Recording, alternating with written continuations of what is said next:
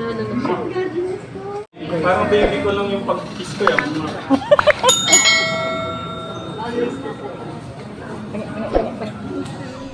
May sasabihin pala ako sa'yo. Ito gusto kong maging totoo sa mga kababayan natin. Sa mga nagmahal sa'yo, especially sa mga nagpaabot ng pagmamahal sa'yo. Ang totoo lang,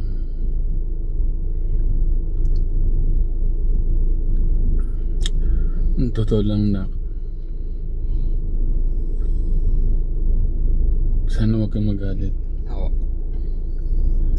Yung mga pinapadala sa'yo, ubos na. Okay lang po. Alam po yan. Pera lang po yun eh. Sorry kuya. Okay lang po. Yudo. Nanaw dapat kahit. Kasi sa dami ng expenses na. Hindi po. Pero yung iniisip ko na lang yung mga lupa, yung mga yun na lang kapalit. Hindi no. Ano nga palit ako lang.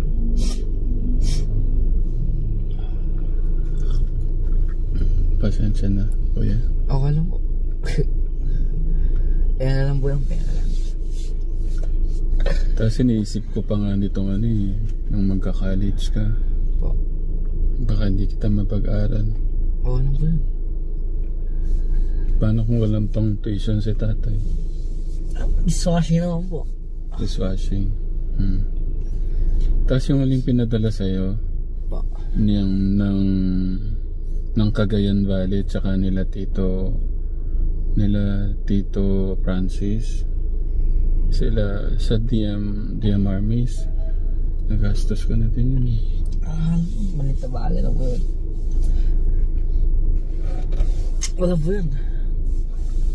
Pera lang po yun. Bilis na po nga wala.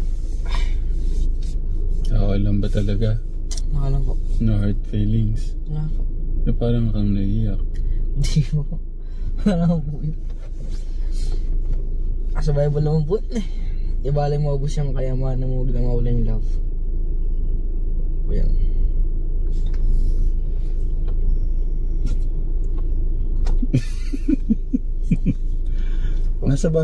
Nasa Bible pala yun, kuya? Oo. Grabe, para akong maiiyak doon.